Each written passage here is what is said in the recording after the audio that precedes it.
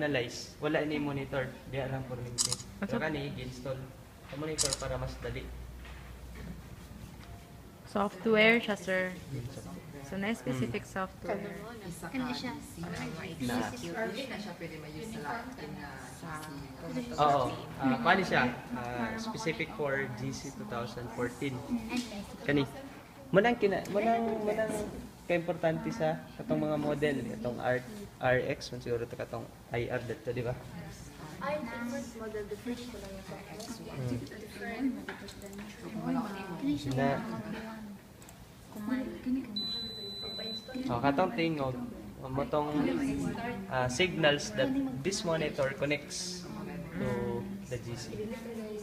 Gani, plus, manali siya. Manali ang pinakaunang makita ninyo na fan. Ang una yung tanawon is ang gas. Kung nagdagan ba siya sa sulod, ma-check na niyo siya by viewing the instrument. Or the view. Instrument monitor. Kani.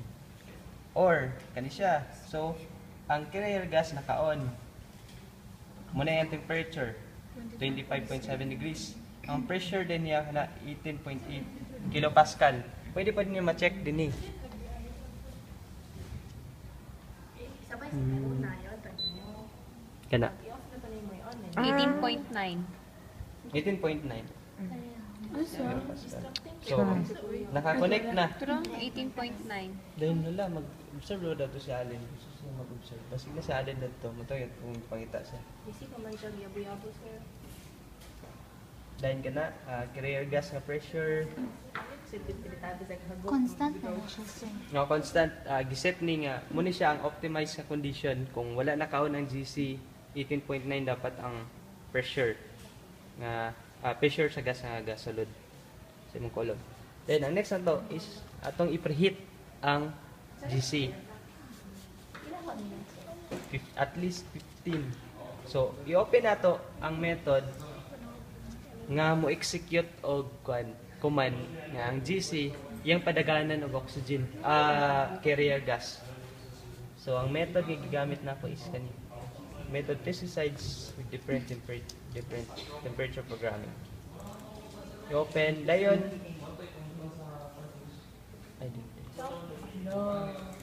open dinita sa preheat method pesticides.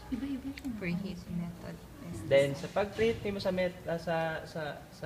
GC, lain na sa temperature class. Ang imong column 20 degrees dapat, ang imong injection port katong dinhi iyang temperature 20. Ang imong ECD dayon, 320. ang ECD katong kwan, di ba? Muna siya ang pag-preheat dayon. Open na to ang pag-start sa GC kani. Sa startup na pod. Ambot. Siguro si Allen ma-assist sa inyo kung magkaroon. Kani, ECD 30 for startup nga method, dapat imong ECD nga temperature is 30 degrees. Giset na siya sa katong nag-ani si Sir Roland Tatman. Si Senior Application Chemist sa sunod. radioisotope. 2020 din. 320. Then, silang Allen, before makagamit ta og ECD nga detector, 1 week sila sa Nuclear Research Institute nga nag-seminar, nag-training para to handle this radioactive nga nickel 63. Sir Allen og si Ma'am Myrna nila. So nagadto sila sa Nuclear Research Institute para patagaan og lisensya ang MUST nga mag-handle o maggamit og ECD. So, nani-license ang... Na-license to sa ilaha. So, pwede kami magkakuha ng mga radioactive? Specific ra for nickel 63. Dili pwede katong mas dagko. So, lahi og lisensya. Ingon ni Allen, pag seminar ni si Allen og si Ma'am Myrna, seminar sila, dapat daw kung green ni motong mas kusog kay radiation kani dili kayo daw.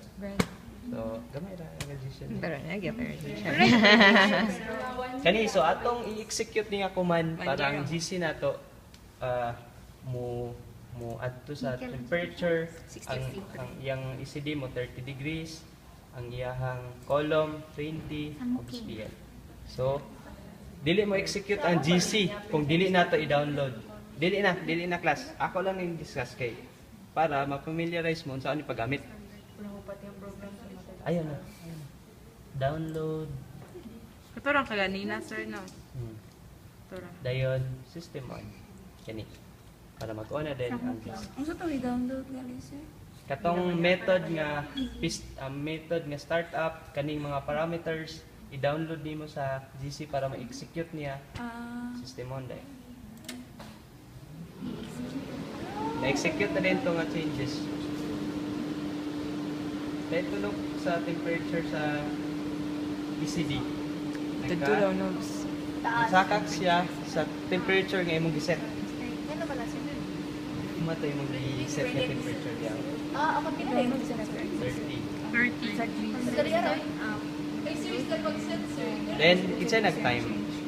At least 15 minutes siya nga padaganan og carrier gas ang column. Kibali pampawash pa na, sir. Pampawash pa na imong gibuhat. Oh, wala sa kung naman galing Sa oxygen previous nga na-trap sa sample. sulod sa column. So ang column na to, Exhaust sir. kasi matingala mo na ay magpakita og column